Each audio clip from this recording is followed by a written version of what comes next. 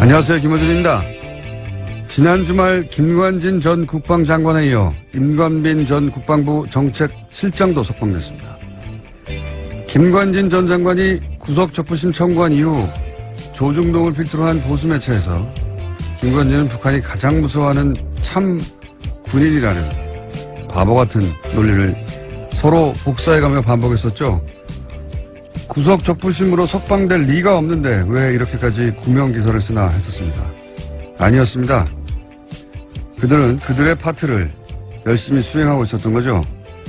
몇몇 매체는 이 석방을 법원과 검찰의 갈등이라는 프레임으로 보도합니다. 아니죠. 제발 그렇게 봐주기를 원하는 거겠죠. 군이 군의 기밀 조직을 통해 대선에 개입한 사건이자 전직 대통령과 직접 연결되는 사건의 핵심 책임자들을 그냥 풀어준 겁니다. 이 사건은 검찰과 법원의 법리가 부딪힌 게 아니라 법을 통해 세우려는 새로운 질서와 그 새로운 작동을 막아선 과거 세력의 힘이 부딪힌 거죠. 역사는 이런 힘을 반동이라고 합니다. 반동의 성공은 구체제의 부활이죠. 김어준 생각이었습니다. 아주 주말 사이에 재밌는 뉴스가 많이 나왔습니다. 네, 뉴스가 정말 많았습니다. 자, 임관빈 정책실장도 풀려났죠? 예, 지난 24일인데요. 김관진 전 장관과 같이 구문 댓글 부대 관련 혐의를 받고 있었습니다. 그런지 구속된 지 13일만인데 김관진 전 장관이 구속적부심으로 석방되자 임 전 실장도 구속적부심을 청구했고요. 법원이 이를 받아들였습니다. 신광열 수석부장판사는요. 혐의는 다툴 여지가 있고 증거를 없애거나 도망갈 우려가 있다고 보기 어려워서 석방했다라고 밝혔습니다. 이게 말이 안 되는지는 저희가 잠시 후 일부에서 이정열 전 부장판사 오늘은 직접 수준에 나옵니다. 네, 나와서 자세히 다루기로 하고 되돌아보니까 딱딱 맞아떨어져요. 그러니까 구속적부심 청구부터 이상한 거죠, 이게. 예. 법적으로 변한 게 아무것도 없는데 그럼 청구 자체를 안 하는데 안 되니까 근데 청구를 합니다. 그리고 조선일보를 필두로 북한이 제일 무서워하는 참군인. 예. 제가 계속 바보 같다고 비웃었는데. 근데 조중동이 계속해요. 원래 조중동은 안 될 일은 붙들고 있지를 않아요. 왜냐하면 그러다가 진짜 안 되면 조중동 영향이 없다는 걸 인정하는 거 아니에요. 그런데도 계속 붙들고 있어서 여기 참 이상하다. 이거 컨트롤 타워가 있긴 있는 것 같은데 왜 이러나 억지스럽게. 설마 구속적부심으로? 에이 설마. 그런데 그 양승태 전 대법원장이 직접 꽂았다고 하는 신경열 판사가 그 어려운 걸 해내죠. 예. 그러면서 또 기사가 나옵니다. 김관진은 청구할 생각이 없었는데 변호사가 하자고 해서 참군이니까 직접 하자고 할 수는 없잖아요. 그리고 또 이어서 상관이 풀려났는데 당연히 부하도 석방돼야 또 청구합니다. 이런 기사가 나오고. 그리고 나서는 이제 주말에는 검찰과 법원의 갈등 이런 프레임이 나왔죠. 하루 종일 포털탑에. 왜 이런 일이 벌어졌냐. 검찰과 법원이 갈등해서 그렇다는 거예요. 그렇게 봐주길 원하는 거죠. 그 다음 포털의 메인은 신광열 판사에 대한 비난 여론이 있었잖아요. 예. 뭐 인터넷에도 그렇고. 여당에서도 그런 비판이 있었습니다. 그러자 신 부장판사를 적폐로 매도한다. 처단 선동하고 있다. 신상털이, 유언비어, 가짜뉴스, 인신공격, 사법부 독립을 침해한다. 뭐 이런 그 비판을 이렇게 몰아가죠. 그리고 이런 비난에도 불구하고 신광열 부장판사는 석방을 결정했다. 부당한 여론 압력에 굴하지 않고 할 일을 했다. 이런 뉘앙스 기사가 또 나오고. 그리고 댓글 부대가 요즘 기승입니다. 아주 딱딱 맞아떨어져요. 그런 일이 벌어졌어요. 이건 그냥 단일 사건이 아니라, 예, 저는, MB의 반격, 예, 구체제의 반격이라고 봅니다. 반동이라고 하죠, 이런 걸. 잠시 후에 다루기로 하겠고, 그러자 전병헌 수석도 기각이 됐죠, 영장? 네, 지난 25일 새벽인데요. 영장 기각됐습니다. 검찰은 롯데홈쇼핑이 방송 재승인을 대가로 전 전 수석이 명예회장으로 있던 한국e스포츠협회에 3억 원을 후원했다라고 봤는데요. 이에 대해서 서울중앙지법 강부영 부장판사는 범행 가당 여부와 범위에 대한 다툴 여지가 있다면서 구속의 필요성을 인정하기 어렵다라고 밝혔습니다. 또 관련 자료가 대부분 수집돼서 증거인멸과 도주 우려가 크지 않다라고 설명했습니다. 저는 전병헌 전 수석은 MB가 살렸다 그렇게 봅니다. 임관민 석방하다 보니까 형평을 맞추려고 이렇게 된 것이다. 재청구하겠죠. 재청구하면 영장이 발부될 가능성이 높다. 저는 이렇게 보고요. 또 관련 뉴스가 많으니까 쭉쭉 이어가 보죠. 네, 적폐 사건의 핵심 피의자들이 잇따라서 검찰 소환도 거부하고 있는데요. 박근혜 정부 국정원에서 특수활동비 1억 원을 받은 혐의를 사고 있는 최경환 자유한국당 의원이 내일로 예정된 검찰 조사에 불응하겠다라고 밝혔습니다. 공정하지 못한 수사에는 협조하기 어렵다라는 건데요. 현역 국회의원에게는 불체포 특권이 있습니다. 그렇기 때문에 국회 본회의 표결에서 제적 의원 과반수 출석과 출석 의원 과반수 찬성이 나와야지만 체포가 가능한 상황입니다. 뿐만 아니라 김병찬 서울 용산경찰서장도 검찰의 요구에 출석해달라는 검찰의 요구에 응하지 않고 있는데요. 지난 25일 출석이 예정돼 있었습니다. 하지만 시간이 더 필요하다라면서 검찰에 의사를 전달했다고 하는데요. 김병찬 서장 같은 경우에는 2012년에 댓글 사건 관련해서 국정원과 수시로 통화해서 정보를 줬다라는 혐의를 받고 있습니다. 그러니까 이제 임관빈부터 반동이라고 제가 표현했는데 반동의 기운이 아주 과거 인사들 다들 안 나오려고 하는 거죠 지금. 최경환 의원도 안 나오려고 그러고. 그리고 이 의원 원유철 의원 또 사실은 대상이 수사 대상입니다. 대상이 돼 있고 그리고 경찰도 안 나오려고 그래요. 용산 경찰서장 김병찬 다들 안 나오려고 하고 있습니다. 네. 네, 여긴 이미 25일 출석이었는데요. 나오지 않았습니다. 지금 이렇게 한 사람 김관진 임관빈이 풀려난 거 이외에도 전체적으로 다 이런 거대한 움직임이 있다 현재. 긴장이 필요하다. 제가 보기엔 다시 한번 큰 싸움이 시작되려고 한다. 저는 그렇게 봅니다. 다음 뉴스는요. 네, 박근혜 정부 국정원이 검찰의 댓글 수사를 막기 위해서 청와대에 SOS를 보낸 적이 있다라는 이야기도 나왔는데요. 과거 이야기입니다. 핵심 인력을 교체하려고 하는 등 수사팀에 와해시키려고 했던 정황이 드러났다라는 겁니다. 국정원이 당시 청와대에 올린 보고서를 보면 2013년 댓글 특별수사팀의 인적 구성에 심각한 문제가 있다 이렇게 내용을 보고했는데 보고서에는 특수통 검사들이 균형적인 정무 감각이 부족하다라고 평가해놨습니다. 그러면서 당시 특별수사팀장이었던 윤석열 팀장에 대해서는요.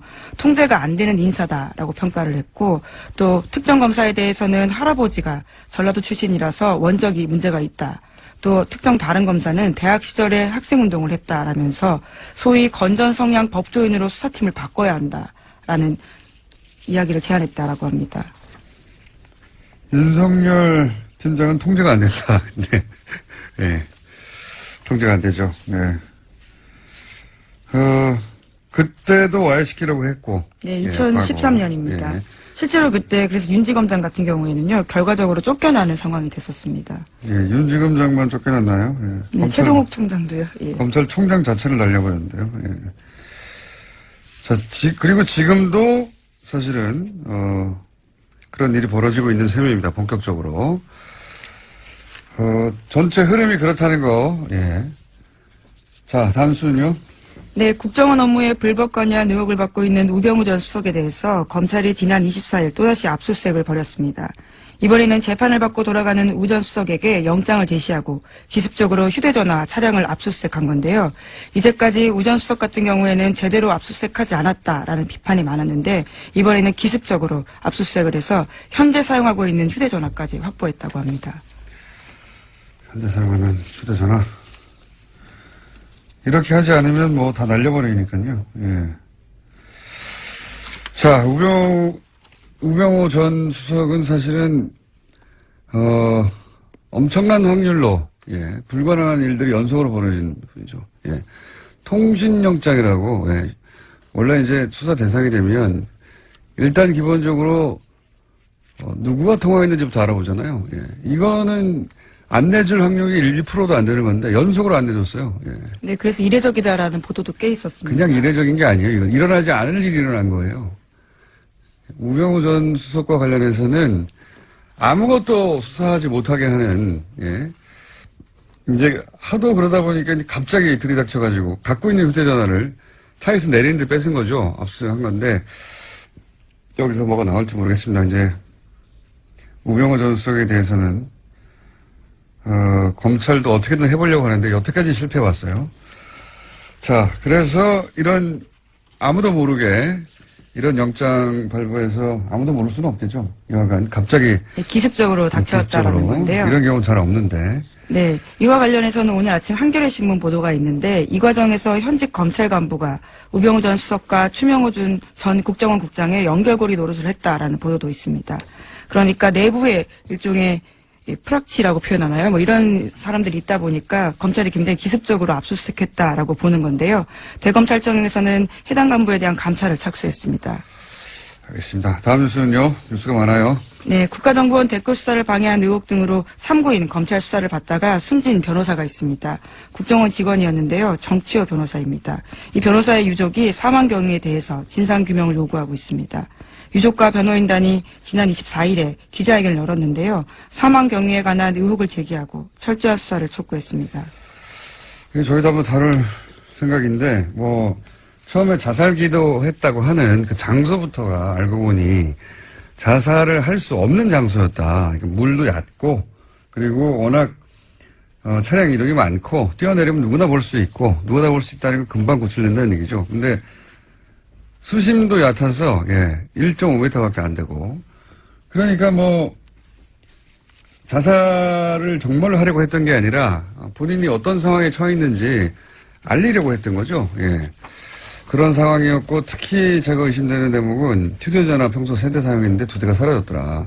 사라진 것만 해도 이상한데 유족이 알고 있는 사라진 전화번호 1대 전화했더니 누가 받았다는 거 아닙니까? 네, 처음엔 받았는데 이후에는 전원이 계속 꺼져 있었다라고 합니다. 받고 네. 이거 정 변호사 핸드폰 아니다라고 끊어버렸다는 거 아니에요? 말이 안 되는 거죠. 그러니까 사망한 이후 누군가 가져갔다는 얘기니까 누군가 가져간 사람과 사망과 연관관계 따져봐야 되고 그 외에 몇 가지 더 있습니다. 이 유가족은 이것이 단순 자살이 아니다. 타살 의혹이 있다. 이런 정황 여러 가지를 지금 주장하고 있고요. 네, 유가족들이 굉장히 저도 만나봤는데요. 아주 적극적입니다. 그래서 모든 이 루트를 따라다니면서 증거를 수집하고 있어서요. 만만치 않은 사건입니다. 알겠습니다. 자, 다음 뉴스는요. 네, 더불어민주당 진선미 의원이 지난 24일에 이명박 전 대통령의 비자금 단서를 확인했다면서 검찰의 재수사를 촉구했는데요. 국회 본회의 자유발언에서 한 이야기입니다. 2012년 내곡동 특감 수사 종료 사흘 앞두고 발견됐던 이명박 전 대통령의 아들 이시영 씨의 명의의 삼성동 힐스테이트 전세자금에 대해서 이야기를 했습니다. 자, 이 사건도 자세히 따져봐야 되는 사건이죠. 이게 이제 당시에 내곡동 특검할 때 내곡동 땅을 살 때 현금 6억 원을 가져와서 샀다. 근데 이시영 씨는 당시 무직이고 재산도 3,600만 밖에 없었는데 이걸 어디서 샀냐. 아버지가 준 거 아니냐. 그럼 아버지 통장에도 변동이 없으니까 이게 비자금이다. 이런 얘기고. 그리고 그때 그뿐만 아니라 삼성동에 거주하고 있던 힐스테이트 전세자금도 6억 4천 원이었는데 이것도 역시 본인이 낸 게 아니다. 근데 이 돈은 청와대에서 준 거다 하는 정황이 나왔죠. 청와대의 총무기획관, 거기가 이제 김백준 씨, 소위 이제 평생 이명박 전 대통령의 집사 역할을 했던 여기서 나온 건데 여기서 이제 국권이 나오죠. 네. 2006년 이후 발행이 중지되어 있다라고 하는데요. 국권. 그러니까 아주 오랫동안 묵힌 돈이다라는 거죠. 오랫동안 있던 비자금이 나왔다. 네. 요 사안도 이미 특검이 조사해서 자료가 있으니 빨리 수사해라. 예, 그 비자금 어디서 났냐. 이런 이야기고요. 자, 또 하나가 이제 정유라 씨. 소위 이제 제가 이게 새로운 뭔가 기운이 있다 이거. 정말 진짜 전쟁이 새로 시작된 거 아니냐 이런 얘기를 했는데 정유라 씨 집에 40대 이모 씨가 침입을 했어요. 네, 강도가 침입했는데요. 지난 25일에 발생한 일입니다. 현장에서 붙잡힌 강도 같은 경우에는요. 처음에 정유라 씨와 금전거래가 있다라고 했다가 말을 바꿨습니다. 카드빚 2,400만 원 때문에 범행을 저질렀다라고 하는데요. 경찰은 강도 행각의 무게를 두고 이 씨에 대해서 강도 상해 혐의로 구속영장을 신청했습니다. 저는 이 사건은 굉장히 이상하다고 봅니다. 단순 강도라고 보기엔. 더군다나 계속 얘기하지만 기운이 이상하잖아요, 요즘. 예. 그래서, 요 사안 취재 중인, 이게 좀 이상하군요. 주진우 기자, 저희가 민진우 잠깐 연결해 보겠습니다. 주진우 기자. 안녕하십니까. 네. 방금 전까지 전화기가 꺼져 있어가지고 저희 제작진이 난리가 났었어요. 네, 인지 일어났습니다. 자, 이모 씨가, 조사 초기에는 경찰에 정유라 씨하고 돈 문제가 있다고 했다가 나중에는 그게 아니고 카드빚 2,400 갚기 위해서 강도했다. 이렇게 번복했는데 이게 단순 강도로 보기에는 이상한 점부터 일단 짚어보면 어떻게 있습니까? 범행이 발생하자마자 이상하지 않습니까? 그런데 네. 경찰과 그리고 언론에서 일제히 우발적인 범행이라고 발표를 했고요. 그 다음에 정유라 씨하고 같이 지내던 이 씨가 크게 다쳤어요. 네. 근데 경미한 부상이라고 계속 보도가 나오는 게 좀 이상했습니다. 그리고 네. 장소와 시간이 강도 범행을 하기에는 최악입니다.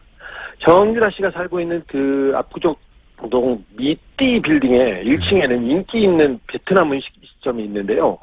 주말 오후 3시는 피크타임이에요. 그래서 1층에 손님이 많고요. 줄을 서거나 그리고 발레 파킹하는 아저씨들이 여럿 있습니다.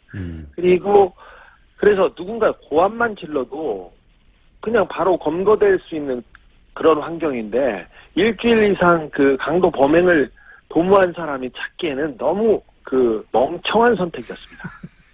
일단 기본적으로 오후 3시 사람이 드글드글하는 곳에 대낮에 강도를 하러 간다는 게 이상하고 그리고 이게 이제 강도라는 건 침입 목적이 아니라 돈을 뺏어서 도주가 목적이에요. 도주 계획이 그렇죠. 예, 도주 계획이 수립이 돼야 되는데 침입할 때부터 이미 수희 아저씨하고 마주쳤다는 것은 얼굴이 다 노출되는 거잖아요, 그죠? 네, 이게 도주하기에는 굉장히 어려운 그 빌딩이에요. 정유라 씨 집은 지하 1층하고 1층에서 출입구에 그 카드를 이렇게 대고 올라가야 되는데요. 지하 1층에서 1층에 저기 경비 아저씨가 있어요. 네. 아까 말했듯이 1층에는 발레 아저씨들이 덩치 큰 아저씨들이 많습니다, 거기에. 근데 그래서 지하 1층에 가서 택배 왔어요. 그리고 경비원을 일단 협박해가지고요. 인터폰을 하게 하고 이 경비 아저씨를 묶고 이렇게 올라가는데 여기까지는 치밀합니다. 그 가짜 총과 칼까지도 그 준비한 걸 보면 여기까지는 총도 준비했어요? 아니 칼을 준비했다? 칼과 가짜 총도 있었어요. 가짜 총도 있었어요? 어허. 네네. 근데 그렇게 묶어놓고 거기 준비까지는 치밀했는데 그리고 지하로 올라간다는 것까지 알았어요. 이건 쉽지 않은데 그걸 보고 올라갔는데 도주 생각은 아예 없었다고 봅니다. 그 건물 내부에 CCTV도 있었을 거 아닙니까? CCTV 이제 많습니다. 많습니다. 그래서 근데 그 이미 올라가면서 자기가 노출될 것을 알고 있었다고도 봐도 무방합니다. 그러니까요. 원래 이제 도망가는 계획을 못 세우면 아예 들어가지도 않는 건데, 자, 그렇게 실제로 집에 들어가서 좀 경찰 발표는 금품을 요구했다고 하는데, 실제 금품을 요구했답니까, 들어가서? 아니요, 돈을 요구하지도 않았고요. 그 돈을 숨겨놨을, 최순실 씨나 정유라 씨 큰 부자이기 때문에 어디에 숨겨놨겠지, 쌓아놨겠지 했는데, 금품을 찾기 위해서 집을 뒤진 흔적도 없습니다. 뒤지지도 않았습니다, 아예. 그럼 들어가서 실제로 어떤 행동을 했습니까? 이 부분 주목되고 있지 않은데 누가 보내서 왔다고 얘기했어요, 분명히. 누가 보내서 왔다. 그리고 정유라 나와라. 할 얘기가 있다. 할 얘기가 있어서 나와라. 이런 소리를 계속 질렀다고 합니다. 그래서 아직 어떤 얘기를 했는지는 지금 취재 중입니다. 누가 보내서 왔다. 그리고 할 얘기가 있어서 왔다. 네. 그 외에 또 어떤 행동을 했습니까? 정유라 씨는 이 빌딩에 그 6층, 7층에 복층이 있는 집에 살고 있는데 6층에는 고땡땡 유모가 살고 있고요. 유모가 지내고 있고, 네. 7층에는 정유라 씨가 지내고 있어요. 원래 6층에 정유라 씨가 살았어요. 네. 그리고 7층에는 정윤혜 씨와 최순실 씨 방이 있었어요. 네. 각방이었습니다, 사실. 별걸 다 각방. 예. 저 이제, 네, 거기에 어떤 사진이 걸려있고, 예. 이상한 도령 사진이 걸려있고, 그렇습니다. 그 40대 계안이 6층에 올라가서, 예. 모모의 신분증을 뺐었어요. 신분증이요? 예, 신분증을 보면서 어딘가에 전화도 했습니다. 이 어디, 신분증을 보잖아. 네, 이거 수사 중이니까 곧 파악이 될 겁니다. 뭐, 집에 그 돈이 없으면 뭐 돈과 비슷한 카드를 뺏는다든가 분명히 다른 걸 해야 되는데 인출 시도를 신분증을 한다든가. 보고 신분증을 보고 전화를 했다는 것은 좀 이상하죠? 굉장히 이상하네요, 이건. 네. 돈을 목적으로 한 침이 아닌 건 그건 분명한 것 같은데. 네. 그리고 아까 이제 마필 관리사 같이 네. 거주하고 있던 마필 관리사 이모 씨가 이제 다투다가 예. 칼에 찔렸다. 그런데 뭐 네. 경미한 부상 정도 생명 지장이 없다. 이런 식의 보도가 있는데 사실 아닙니까? 그것도 사실 아닙니다. 그 6층에서 좀 소란이 있고 그러니까 7층에서 이제 이모 씨가 나왔어요. 예. 근데 마필 관리사 이 씨한테는 너하고는 감정이 없다. 찌르고 난 다음에도 너한테는 미안하게 생각한다. 이런 식으로 얘기를 했어요. 그리고는 너한테 볼 일 없으니까 저기 정유라 나와라. 정유라 나와라. 이렇게 계속 얘기하고 그리고 다른 거를 찾았습니다. 볼 일이 없다. 네. 다른 볼 일이 있다는 이야기네요. 네네. 돈도 아니었고 다른 볼 일이 네. 있다. 마필 관리사 생명에 지장이 없다는 보도는요? 이것도 좀 수상한데요. 그 칼이 굉장히 깊숙이 한 번에 쑥 들어갔습니다. 거의 전문가 소행이라고 볼 수 있을 정도의 상처라고 저는 들었어요. 그래서 병원에도 확인해 봤는데 몇 센치만 옆으로 갔으면 그 심장을 관통해서 사람 바로 죽을 수도 있었어요. 그래서 단순한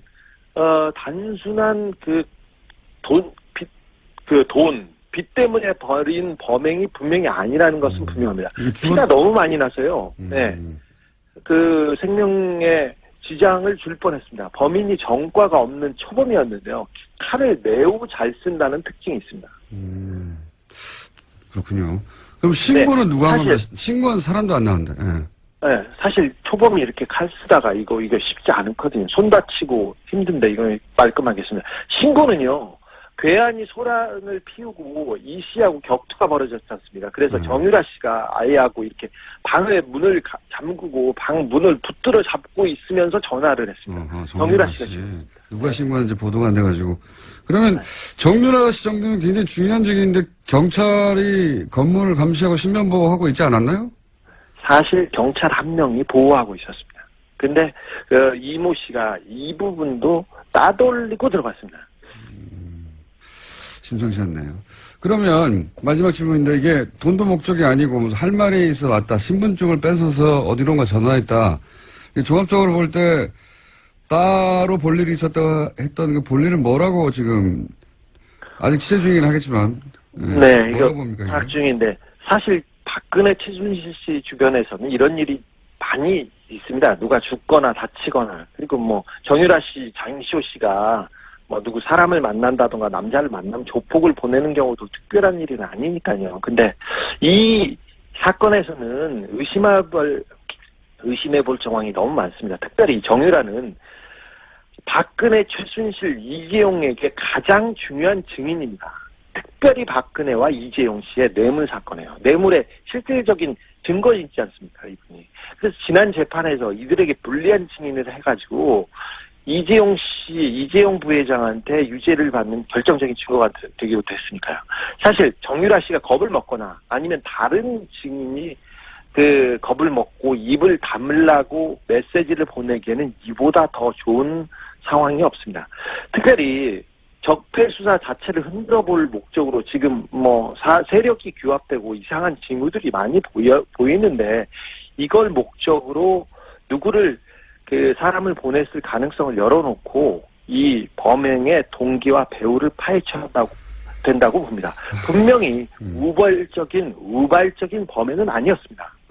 알겠습니다. 오늘 여기까지 하겠습니다. 감사합니다. 네.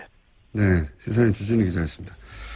저는 특히 이 집 보모 신분증을 뺏었다는 게 이게, 이상하네요. 왜냐면은, 신분증 봐서 뭐예요? 아무 상관이 없잖아요. 근데, 그걸 강도라고 생각하면 이상한데, 그게 아니라, 거기에 있는 모든 사람의 심리적 압박, 거기 같이 있던 마필 관리사, 유일한 남자였거든요. 그 사람은 칼로 찌르고, 그리고 보모는 신분증을 누구한테 신분을 불러준다고, 주민등록번호 불러준다고 생각해봐요. 보모 입장에서 굉장히 심리적 압박이거든요. 누군가 내가 여기 근무하는 걸 알고 있다. 그런 목적이 아니었을까. 그렇지 않고서는 대낮에 들어가서 신분증을 뺏어가지고 전화하고 내가 누가 보냈다 할 얘기가 있다. 이럴 리가 없죠. 그 도주의 계획이 없잖아요. 이건 기본적으로 침해의 계획만 있어요. 굉장히 이상한 사건이다. 예, 저는 그렇게 봅니다. 자, 오늘 여기까지 할까요? 네, 인사드리겠습니다. 여기까지 할 거면 그냥 중간에 보낼 걸 그랬어요. 네. 지금까지. 네, 시사인 김은지였습니다. 감사합니다. 네, 감사합니다. 국민 여러분, 안녕하십니까. 여러분의 귀염둥이 MB 인사 올리겠습니다. 국민 여러분, 우리나라는 지금 여러모로 위기를 맞고 있습니다. 안보는 위태롭고, 경제는 어렵고, 정치는 혼란하고, 심지어는 법까지도 고무줄매로 왔다 갔다 하고 있습니다. 저는 전직 대통령으로서 지금 이 상황이 좀 심히 걱정되는 상황입니다. 그런 확신을 마저는 가지고 있는 겁니다. 그까지만 우리가 누굽니까? 어려울수록 강해지는 민족 아닙니까? 이럴 때일수록 아래위가 똘똘 뭉쳤어. 아래위가 손발을 맞췄어. 마음도 맞추고 말도 맞췄어. 이 위기를 극복해 나가야 됩니다. 그런 확신을 마저는 가지고 있는 것입니다. 화이팅! 화이팅입니다! 예. 여기까지야. 끝난 거. 가자. 우리 또 맞춰봐야지. 오늘 건 약간 실패인 것 같죠? 김관진 전 장관, 임관빈 전 실장 모두 석방이 됐습니다. 이 사건 저희가 뉴스공장 전속 영장 해설판사, 법무법인 동안의 변호사 아니고 사무장. 그리고 영장 전담 판사를 실제로 해본 경력을 가진 이정열 전 부장판사. 오늘은 스튜디오에 직접 나오셨습니다. 안녕하십니까? 네, 안녕하십니까. 아니, 어떻게 스튜디오에 직접 나오겠다고 하셨어요? 이게, 저 처음에 공장장님도 서두에서 말씀하셨지만은 좀 이상합니다. 지금 상황이 되게. 매우 이상한 예. 사람입니다. 매우. 예. 좀 엄중한 상황이 아닌가 싶어서. 네. 제가 그렇게 영향력이 있거나 그런 사람은 아니지만, 근데 좀 알고 있는 건 좀 청취자님들께 전달을 해드려야 될 의무가 있지 않나 싶어서 청을 넣었는데, 네. 또 여기 사실 출연하고 싶어 하시는 분들 되게 많으시잖아요. 되게 많습니다, 예. 사실. 예. 근데 그렇게 받아주셔가지고 너무 감사합니다. 쪽쪽 뽑으려고 그러는 거죠? 예. 준비되어 있습니다. 예. 예. 지난주에 저희가 잠깐 인터뷰를 했어요. 예. 잠깐 인터뷰 할 때, 이런 방식의 석방은 정말 드문 일이고, 네. 예. 구속적부심으로 이제 석방이 된다 하더라도 보통은 이제 영장이 발부됐는데 그 이후에 합의가 됐다더라. 네. 혹은 새로운 유리한, 이제 구속된 사람에게 유리한 증거가 나왔다더라. 네. 그럴 경우에나 되는 건데, 지금 네. 아무 일도 없는데, 갑자기 석방이 연속으로 돼버렸어요. 그래서 네. 이게 하나도 이상한데 연속으로 된 거 이게 진짜 법리적으로 설명을 시도할 수는 있으나 이 정도 되면 법리 이상의 것이 있다.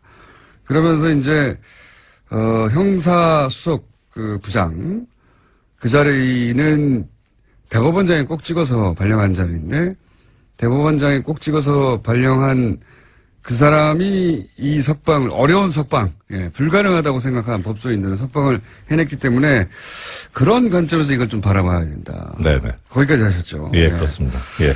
그러면 이제 금요일 날 하고 또 달라진 점은 김관진 전 장관뿐만 아니라 임관진 전 실장까지도. 예, 임관빈. 네. 임관빈 전 실장까지도 풀려났어요. 예. 더더욱 이상한 거죠. 어마어마하게 이상한 거죠. 그렇죠. 네. 네. 이거 조금 전에 이제 공장장님 말씀하셨던 대로 구속적부심이 사정 변경이라고 하는데 유리하게 이제 변경이 된. 법조계에서는 사정 변경이라고 합니까? 사정이 변경되었다는 거죠. 아무것도 아닌데 전문 용어처럼 쓰는군요. 예. 그렇죠. 사정이 변경된 거죠. 예. 그러니까 사정 변경이 없는데 석방 결정을 하는, 그러니까 종전의 영장판사의 구속영장 발부 결정을 뒤집는 경우가 그렇게 흔하지가 않다는 네. 말씀을 드렸는데, 더 이제 임관빈 전 실장 같은 경우에는 더 한 게, 네.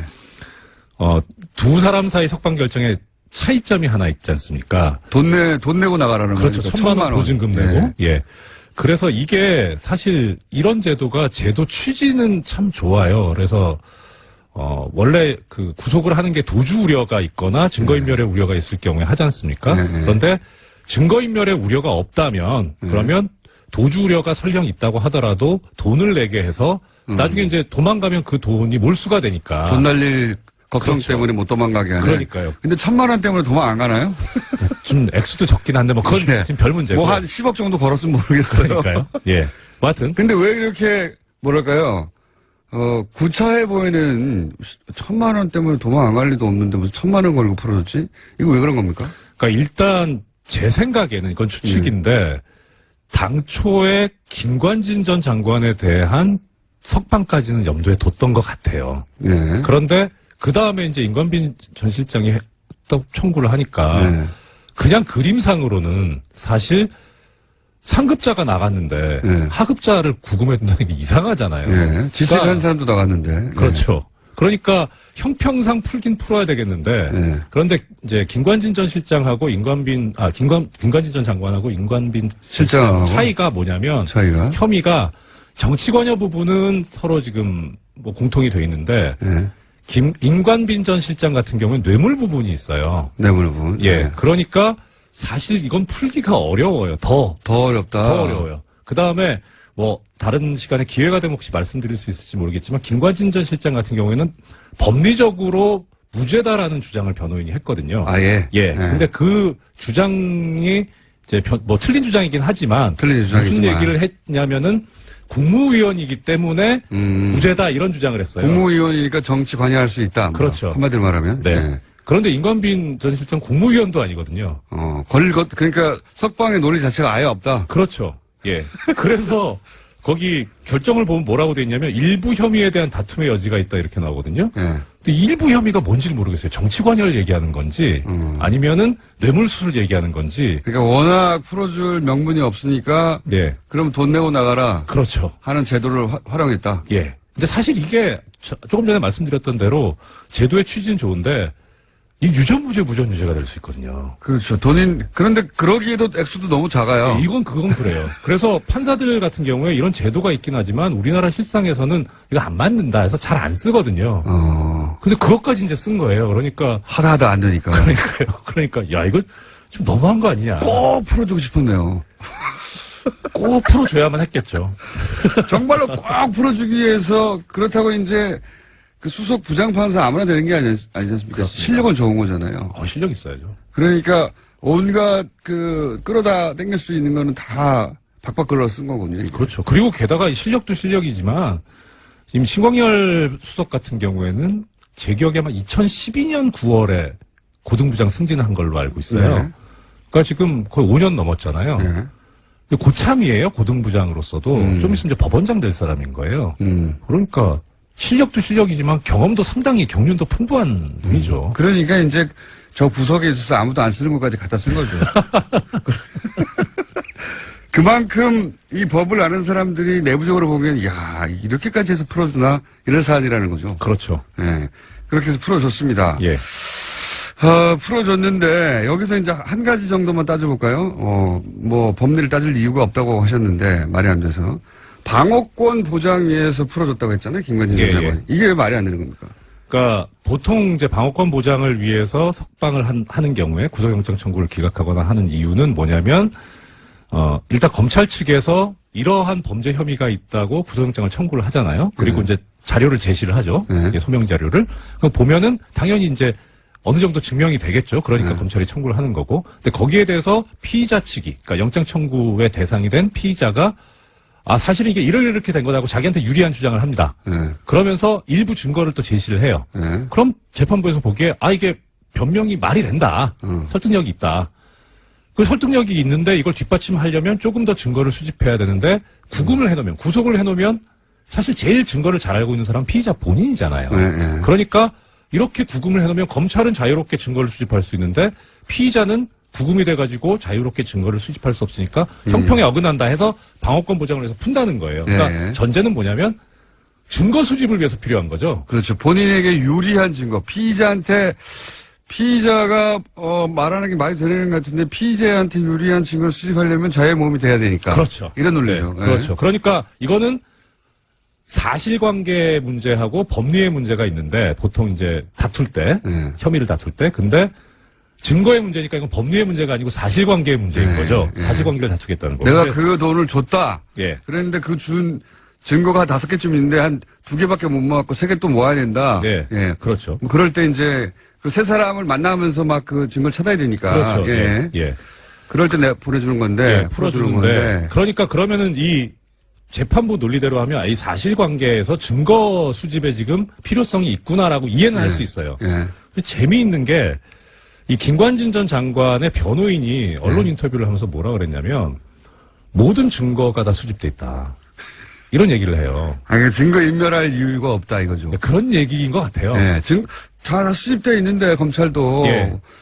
뭐 증거 인멸할 그 여지가 없지 않냐. 다 수집돼 있는데. 그렇죠. 예. 그래서 증거인멸 우려가 없다는 취지로 그렇게 얘기를 한 것 같은데 예. 이때의 증거는 검찰 측 증거만 있는 건 아니죠. 모든 증거 다 수집돼 있으니까 그렇죠. 본인들 증거도 다 수집됐다는 그렇죠. 얘기도 하죠. 그러니까 방어권 보장의 문제가 아니게 되는 거죠. 이 자승자박을 해버린 거예요. 자기들도 모든 증거가 다 모여있다고 했는데 뭘 나가서 또 증거를 모으냐. 예. 그러니까 이것을 이렇게 변호인이 주장을 하는데도 방어권 보장 얘기가 나온 거라면 이거는 둘 중에 하나잖아요. 변호인이 주장하는 거를 눈을 감아버린 거예요. 에이, 네가 그렇게 설령 얘기는 하지만 그럴 리가 없어. 밖에 또 증거 또 있을 거야. 유리한 증거. 예, 그렇거나 예. 아니면은 이 방어권 보장이라고 한 부분이 잘못 쓴 거라는 거죠. 잘못 판단한 거라는 거죠. 잘못 판단이라기보다는 쓸 게 없어서 썼겠죠. 굳이 법리적으로 따지자면. 그런데 이제 법리적으로 말이 안 된다는 건 이 말씀하셨고, 근데 이제 법리가 무의미하다, 네. 다른 의도가 있다 이렇게 말씀하셨잖아요. 법리 말고 다른 의도가 있다라고 생각되는 정황들은 뭐 여러 가지 있으셨겠지만 예. 판사로서 그런 생각을 예. 하셨던 포인트가 있을 거 아닙니까? 이게 저는 정보 수집할 방법이 그렇게 많지 않으니까 주로 언론 기사를 참조하는데 네. 주진우 기자는 조선일보라고 말씀하셨는데 전 세계일보에서 봤어요. 어떤 기사? 세계일보에서 그 얘기 하더라고요. 저기 아까 공장장님도 처음에 말씀하셨는데 원래 김관진 전 장관은 구속적부심 신청을 할 생각이 없었는데 참군인이라서 참군인. 부하들의 책임을 다 지려고 그래서 참군인이라서 구속적부심 신청하면 이상하다라고 해서 안 하려고 했는데 변호인이 강하게 권유를 해가지고 그래서 어쩔 수 없이 했다. 그게 이제 원래는 비판 여론을 이제 왜 구속정부심 신청했냐. 네. 그리고 물타기 하고 석방된 이후에도 우호 여론을 조성하고 그러니까 참군인이기 때문에 네. 안 하려고 했는데 할 수 없이 변호인이 시켜가지고 했다. 네. 이렇게 이제 말아주는 기사인데. 예. 그러니까 그게 김관진 전 장관이 참군인일 수는 있겠죠. 전 잘 모르겠어요. 그거는 뭐 아는 바 없고. 주진은 참치군이라고 합니다만. 일단 참정치군이라고. 일단 법률계 쪽에서 보자면 변호인이 얘기한 게 좀 눈길이 가는 거예요. 네, 법적인 관점에서 보면 네. 변호인이. 그러니까 의뢰인이 나는 적부심 신청 안 하고 싶은데라고 했는데 변호인이 주장해가지고 적부심 신청했다는 기사대로라면. 거예요. 예. 법무법인 발언이라고. 발언이죠. 예. 그 유명한 BBK를 담당했던. 그렇죠. 그 대표 변호사. 이명박 전 대통령과 아주 밀접한 관련이 있는. 이명박 전 대통령 시절에 비약적으로 발전한. 네. 뭐 하여튼 그건 그렇고. 하여튼 발언해서. 그렇게 안 한다고 했는데 신청했다. 신청했어요. 그러면 보통 이제 일반적으로 전 변호사는 아니지만 보통 변호사가 못 되신 거죠. 사무장에 머물러 계신 거죠. 눈점에서 벗어났습니다. 일반적으로 의뢰인이 원하지 않는데 변호사가 하자고 하면 나중에 안 되면 어떻게 합니까? 책임 때문에 못 합니다. 못 하죠. 예, 원래. 그러니까 의뢰인이 하자고 해도 변호사가 보기에 이건 안 될 것 같은 말리거든요. 근데 그럼 안 된다고 말립니다. 이거 해봐야 괜히 역효과만 납니다. 이러고 말리는데 오히려 근데 이 경우에는 희한한 게 이 구속적부심이 보통 잘 받아들여지는 거라면 또 그럴 수도 있어요. 이거 한번 해볼 만합니다 하는데 원래도 안 받아들여져요. 안 받아들여져요. 근데 그걸 하자고 해요, 변호인이. 게다가 이렇게 중요한 사건을 더더욱 안 받아주는데 그러니까. 그걸 막 해요. 그러니까 이게 뭔가 이게 뭐 그런 소문도 들었어요. 법조계내에서 이거 뭐 저는 농담이라고 생각하는데 신광열 부장하고 강훈 대표 변호사하고 둘이 통화 기록을 좀 까봐야 되는 거 아니냐. 아. 이건 좀 심하고. 법무부인 발언하고 예. 신강렬 부장판사하고 서로 통화한 거 아니냐. 뭐 예. 이건 전 아니라고 봅니다. 예, 그건 너무 예, 심한 것 같고. 그렇게 그런 방식 유치하게 하지는 않았다고 봐요, 저는. 예. 근데 적어도 최소한 이거 청구하면 가능성이 있다. 예. 라고 하는 어떤 뭔가 상당한 근거를 가지고 있다는 뭔가 거죠. 시그널이 있었으니까 했겠죠. 그렇죠. 예. 그렇지 않으면은 뭐 법무부인 발언 측에서 그 책임을 감수하면서 뭐 하려고 하겠습니까? 변호사들은 대단히 보수적입니다, 이럴 때. 그렇죠. 안 되는 걸 했다가 괜히 손해날 일을 아마도 피의자가 하자고 해도 안 된다고 말리는 게 정상인데, 네. 안 한다고 하는 걸 끝까지 하게 했다고 하면 믿는 구석이 있어요. 그러니까요. 믿는 구석. 그러니까 이건 좀 이상하다. 뭔가 있다. 는 생각이 들어요. 그때부터 그러니까. 이상하다고 생각하셨고요. 예. 야, 이거는 안 될 일인데 왜 변호사들이 먼저 나서서 했단 말인가. 그러니까요. 게다가 이어서 또 임관민 실장은 그런 기사가 나왔거든요, 중간에. 예. 아니, 지시한 사람이 나갔으면 이제, 그러면 부하도 나가야 되는 거 아니냐. 이걸 예. 이 기사의 톤은, 너도 내가, 해라. 예. 내가 싫지만, 예. 신청해가지고, 만약에 석방이 되면, 그 석방을 근거로 부하도 풀려날 수 있지 않겠습니까? 라고 권유했다고. 그 얘기도 참군이, 나와요. 예, 그 참군이. 얘기도 기사에 나와요. 예. 그러니까, 곧 임관민도 신청하겠구나. 예. 두 사람을 풀어주는 논리를 그렇게 연결했구나. 하고 예. 딱 눈치를 챌 수밖에 없는. 그렇죠. 그쵸? 그 세계일보 그 기사가 저는 너무 마음에 들더라고요. 그래서 김관진 전 장관이 참군인이라고 쓴 논조인데 이거 뭔가 지금 얘기가 있었다는 소리구나. 그러니까요. 자기들끼리 다 얘기가 됐고, 요거 먼저 석방하고, 그 다음에 부하를 석방하는 거구나. 예. 부하 석방은 너무 말이 안 되니까, 돈으로. 돈 1,000만 원 내고 나는 걸로 풀어줬구나.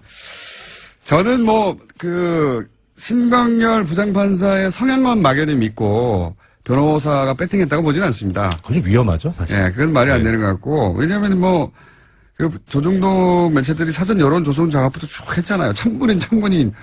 얼마나 많이 기사를 냈는지. 그래서 보다 큰 시나리오 아래서 이게 전체적으로 진행된 사건이 아니겠는가. 저는 이제 추정하지만 법조인이시니까. 전 조심스럽죠. 예, 법조인이시니까 어쨌든 기사에 나온, 예.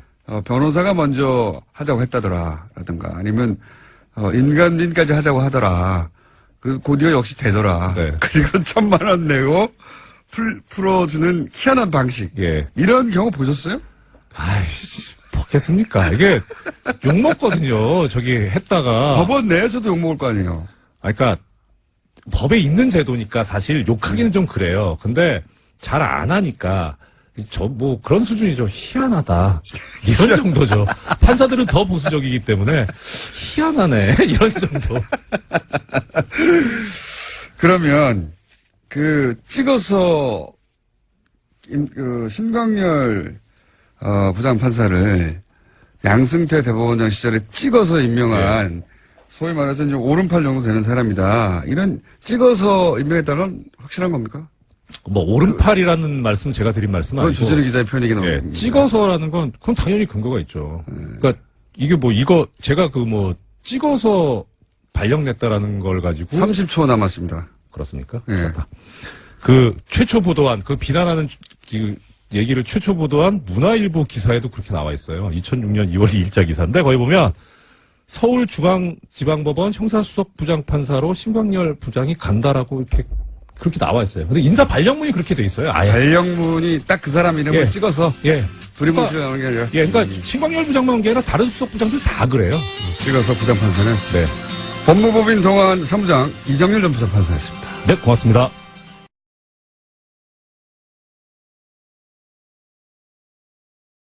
이 시간에 저희가 조선일보가 포항 지진 후에 우리 원전은 안전하다. 이번 지진보다 250배 큰 지진이면 더 안전하다. 이런 기사 나왔었죠. 그래서 지난주에 저희가 스튜디오에 직접 모신 분입니다. 그때 나오셔서 조선일보가 하는 논리는 경박한 논리다. 반박하신 분인데 월성 2345 원전을 직접 설계에 참여하신 원자력 안전관 미래의 대표 이정현 대표님 나오셨습니다. 안녕하십니까? 안녕하세요. 반갑습니다. 대전에 계신데 지난주에는 미리 전날 일요일 날 오셔서 주무시고 오셨는데 오늘은 어떻게 오셨습니까? 걸어왔습니다. 걸어오셨다는 얘기는 예, 운송 차로 왔습니다. 차로 직접? 예. 새벽에? 예. 몇 시에 나오셨어요? 4시. 4시에 대전에서 직접 운전해서 예. 올라오신 분입니다. 예. 원자력 안전과 미래는 NGO고요. 예. 기부를 받아서 활동을 해야 되는데 홈페이지도 없고 아무것도 없어가지고 어떻게 움직이시나 몰라요. 블로그 하나 만드시기로 했는데 아직도 안 만드셨죠? 예, 만드는 중입니다. 이렇게 이제 뭐랄까요? 지금 현재 원전을 움직이는 분들의 반대하는 분들은 먹고 살기 힘듭니다. 먹고 살기 힘든다. NGO 외에는 이런 일을 하는 분들이 없다. 이런 말씀 먼저 드리고 나서 그 얘기부터 한번 해볼게요. 2010년, 13년에 원전 비리가 크게 터진 적이 한 번 있지 않습니까? 엄청나게. 예. 그때 부품이 이제 기준에 못 미치는 부품을 공급했다. 근데 알고 봤더니 부품을 공급하는 곳과 부품을 검사하는 곳과 부품을 관리 감독하는 곳과 모두 다 한 통속으로 해먹었다. 이거 아니었습니까? 예, 모든 것이 다 한수원이 움직이는 발주처죠. 발주처의 계약 구조로 움직여지기 때문입니다. 그래서 결국 올라가 보면 돈이 결국은 다 발전 사업자 한 군데서 다 나오기 때문에. 발전 사업자라는 건 한수원. 예. 그래서 그쪽에 패권주의로 나가면 대항할 자가 아무도 없는 거죠. 아무도 없습니까? 예. 그러니까 지금 연구를 하기 위한 돈, 그리고 뭐 정비를 하기 위한 돈, 제작을 위한 돈, 뭐 품질 관리를 위한 돈, 공인 검사를 하는 돈, 다 한 군데 사는 겁니까? 다 거기서 돈이 나옵니다. 규제까지도 일부 돈이 나옵니다. 규제 검사까지도. 그러면 처음부터 끝까지 다 한 군데서 하면 누가 감시합니까? 감시를 결국은 우리나라는 알아서 자발적으로 잘할 것이다. 그런 주의입니다. 원전에 관한 한. 예. 원전에 관한 한 잘 하겠거니. 그러니까 왈가왈부 하지 마라. 알아서 잘할 거다. 알아서 할 거다. 예, 믿어달라. 믿어달라. 그래서 그런 얘기가 나오지 않습니까? 이거 처음부터까지 다 해먹는 거니까 핵마피아 아니냐. 근데 그 업계에 계셨던 분으로서 직접 설계도 하셨던 분으로서 이 표현이 과합니까? 과하지 않은 것 같은데요. 왜냐하면 패권주의가 결국 마피아라는 같은 의미니까요. 같이 해먹는 거잖아요, 다. 아고라님은 적군입니다. 거기서는. 예. 오로지. 예. 그러니까 원전 건설에 도움이 되냐? 예. 아니면 뭔가 자꾸 시비를 거냐? 이렇게 딱 나눈다는 거죠. 예. 그러니까 네. 프로페셔널들이 결국 돈을 받고 일을 하는 사람들 아닙니까? 네. 명줄을 끊어버리는 거죠. 대표님은 명줄이 끊긴 상태고요. 몇 년 전에. 몇 년 전에 이미 끊긴 상태고요. 그리고 또 이런 얘기도 있었지 않습니까? 2013년이면, 박근혜 정부 출범 초기예요. 첫 해예요. 첫 해 이런 거대한 비리가 터졌는데, 실제 이렇게 터지고 나서 별로 바뀐 게 없다. 그리고, 이런 사건이 터지고 지금 말씀하신 한수원을 장악한 것은 박근혜 정권 때 인수위에 들어갔던 사람들이 다 장악해버린 거다. 맞나요? 예. 그렇고요. 그분들 거기 들어가는 배경도 사실 그 이전 정권부터 예. 계속 핵 쪽에 일부에 국한된 그런 조직에 의해서 인력이 배출되기 때문에 네. 그런 층층이 내부적인 네트워킹이 네. 아주 강하게 있었던 거죠. 그래서 그게 내려온 겁니다. 그래서 인수위에 들어갔고 그때부터 이제 박근혜 정권 때 좀 더 강하게 이분들이 드라이브를 하게 됐죠. 예. 특히 이제 원전 수출 하고 나서 더 탄력을 받았던 겁니다. 그래서 지금은 이제 핵 마피아라고 그러니까 특정 대학의 특정 과외 출신 그리고 한수원이라고 하는 독점 사업자 이렇게 묶여가지고 전부 다 선후부야겠네요. 핵심은. 그러니까 돈 주는 쪽과 네. 받는 쪽이 서로 꿍꿍짝짝 잘 된 거죠. 예. 꾹꾹짝짝 다 한통속이다. 예. 다 같은 선후배고, 예. 다 같이 아는 사이고, 예, 예. 선배가 밀어주고 땡겨주고, 혹은 뭐 거기서 자리도 안 쳐주고. 자리도 안 쳐주고, 예. 생산하는 곳이나 예. 검수하는 곳이나 관리하는 곳이나 규제하는 쪽이나 규제하는 쪽에 다 한통속이고, 뭐 인적 네트워크가 결국은 거기서 거기기 때문에 그럴 수밖에 없는 구조입니다. 한 군데서 다 배출하는군요. 대부분 그렇다고 봐야 됩니다. 그러니까 배출 자체도 한 군데서 하고, 그들이 갈 곳도 한 군데밖에 없고, 예. 그래서 그들 사이의 네트워크로 그냥 이 거대한 사업을 다 해먹고 있다. 규제와 안전, 그 다음에 지능, 예. 여기에 인력이 다 포진돼 있습니다. 전부 다. 예. 그러니까 형 동생 아우 뭐 이러면서 다 이렇게 돼 있는 거죠. 다 제먹는다. 예. 뭐 그래도 건설이 잘 되고 안전도 보장되면 예. 그래도 그나마 괜찮은데 지금 그게 그렇지 않다라고 지금 이제 여러 가지 사건들이 나오는데 이걸 근데 관리 감독하라고 원자력 안전위원회라는 게 있긴 있지 않습니까? 여기는 뭐 합니까? 원자력 안전위원회가 우리나라 유일한 법적 규제기관입니다. 예. 그렇지만은 지능 중심으로 예. 우리나라 원자력 산업이 구성돼 있다 보니까 이쪽에 인력과 예산이 턱없이 부족한 지능 지역입니다. 중심이라는 건 원전을 계속 짓자. 진짜. 예, 진짜 쪽으로 다 방향이 잡혀 있기 때문에 여기는 예산과 인력이 없다. 예산과 인력이 턱없이 외국에 비해서 예. 굉장히 부족한 편이죠. 예. 부족하다. 예. 그러면 여기는 실제로는 규제를 못 합니까 제대로? 대표적인 예가 다소기 문제가 있었거든요. 어떤 문제? 신고리 오륙 건설 때 예, 예. 인허가 심의 때 네네. 다소기 문제가 많이 대두됐습니다. 시민사회에서 제기를 많이 했고 그 가장 근본이 이제 후쿠시마 원전 사고가 1, 2, 3, 4호기 한 군데 밀집된 원전이 그대로 네네네. 동시 사고가 일어난 거지 네. 않습니까? 그래서 다소기가 한 군데 밀집돼 있으면 안 된다. 네, 그러니까 원전 다수혹이라는 건 원전이 한 지역이 밀집돼 있으면 그게 큰 문제다. 예. 네, 그런데 후쿠시마 원전 사고 일어났을 때 그게 교훈으로 네, 널리 전파가 됐거든요. 예. IA에서도 계속 권고를 하고 있고. 네. 서로 떨어뜨려라. 예. 짓더라도. 그런데 작년 예. 신고리 오륙후기 건설을 들어갈 때 심의 때 예. 최종 결정하는 과정에서 벌써 5년, 6년이 지났지 않습니까? 예. 이제 연구가 하겠대요. 다소호기 문제에 대해서. 승인을 해주고 난 다음에. 승인을 그게 문제라고 했는데 일단 다수 5, 6호기라는 건 이미 1, 2, 3, 4호기가 있는데 그 해당 지역에 5, 6호기를 또 진다는 거 아닙니까? 그렇죠. 그런데 이렇게 한 지역에 밀집되어 있는 건 위험하다고 계속 얘기했는데 이제 연구를 하겠다고. 예, 그 5, 6호기. 허가 해준 다음에 예. 허가를 그 지역에 내주지 말아야 하는 건데 연구가 끝날 때까지. 예, 다소호기 관점에서 우리가 진짜 안전위원회가 위험성을 고려해서 검토를 한다 그러면 뭐를 하든지 했어야 됐습니다. 그러니까 다른 논리가 아니라 아직 다소기에 대한 연구 자체가 안 돼 있기 때문에 제대로 우리나라에서는 예.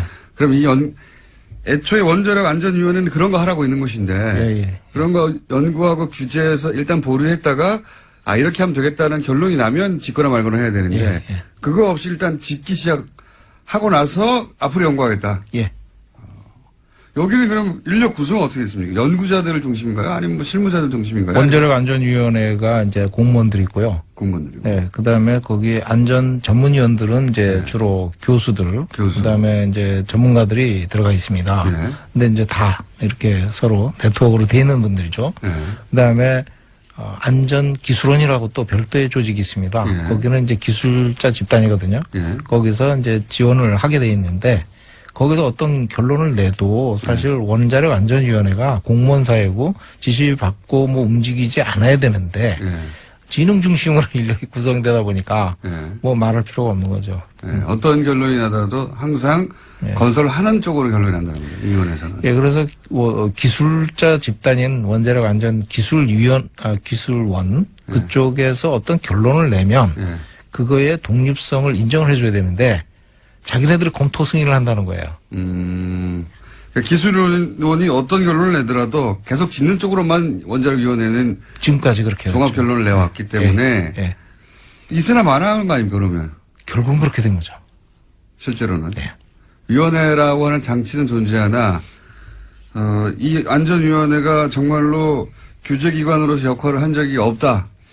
뭐 꼭 그렇지는 않습니다. 꼭 그럼- 그렇지는 않고. 있는 경우는 뭐가 있습니까?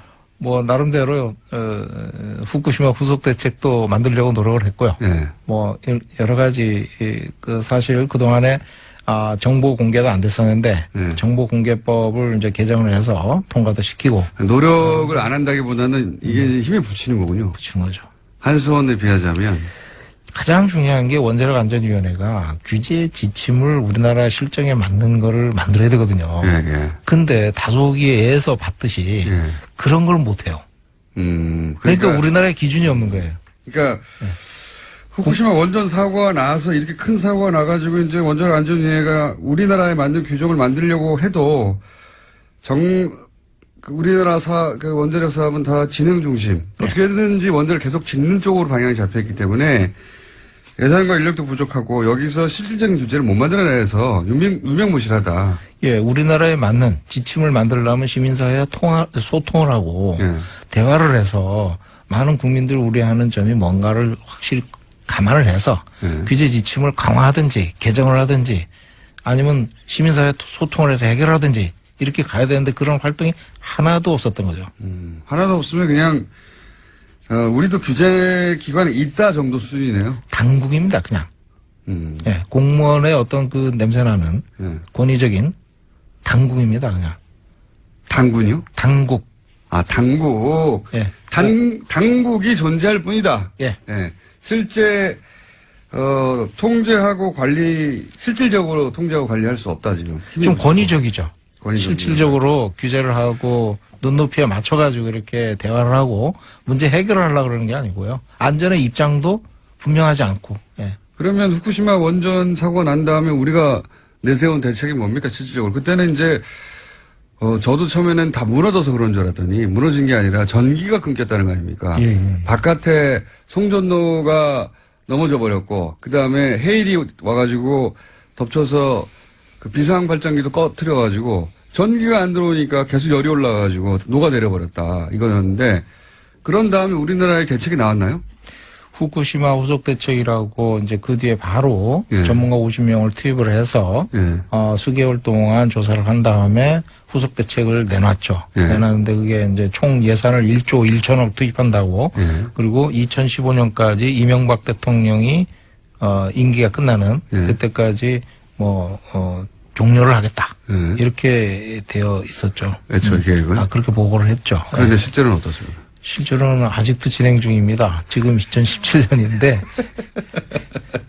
여러 가지 이유가 있습니다. 그게. 예. 예. 그러면 그때 무슨 차량을 구매해서 어떻게 한다, 비상용 차량이었던가요?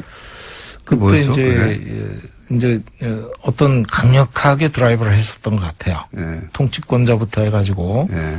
이거 원전을 지금 2009년에 수출하고 2011년에 후쿠시마 원전 사고 일어나고 앞으로 100기를 수출하겠다 그랬었는데 100기, 예. 그 이후로 한 기도 없습니다만. 한 기도 없죠. 예. 근데 단 이제 한 기도 없지만. 수출을 해야 되는데 후쿠시마 원전 사고가 일어나니까 수출하는데 지장이 생기잖아요. 네. 그러니까 이거 후속 대책을 1조가 넘는 돈을 투입해서 만들자. 네. 이렇게 생각해가지고 거금을 투입했다. 네. 그래가지고 국민들을 안심시키려고 했는데 그거마저 이제 지금 흐지부지 되다시피. 흐지부지 됐다. 예. 원래 그렇긴 합니다만 항상. 이카타 원전이라고요. 네. 전에 이제 한 교수님을 모셔가지고 저희가 이제 일본에서 네. 모셔가지고 한번 경주에서 세미나를 한번 한 적이 있습니다. 그때 이제 말씀하시는데 본인이 사시는데 이카타 원전이 있답니다. 예. 우리나라는 1조 1천억을 투입해가지고 그 중에 절반 정도 투입을 했는데 24기 원전에 24기에. 예, 24기에 5천억 정도 투자했는데. 예, 거기는 2기에 2조를 투입했답니다. 그래서 사고 이후의 안전성 보관을 위해서. 예. 신안전 기준이란 걸 또 만들어 가지고 예.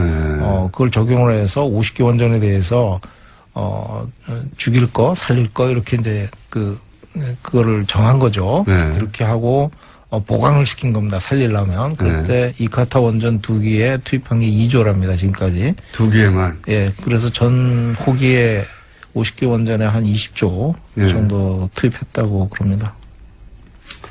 그렇군요. 여기 일본은 실제 강력한 규제를 할 수 있는 기관이 존재합니까? 원자력위원회처럼 우리 유명무실한 게 아니라 실제 존재해요, 일본에서는? 실제 존재하죠.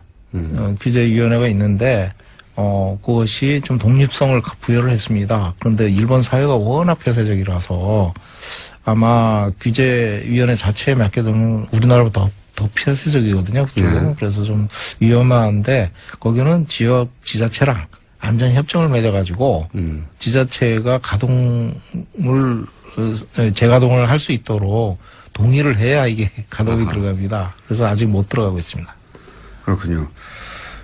이 현재 결국은 특정 대학의 특정과 출신들이 이 전체를 거의 다 장악하고 한수원이 모든 걸 다 관리하고 있어서 사실상 한수원이 지배하는 산업 체제 하에서 어떻게 바꿉니까, 이거를 그러면?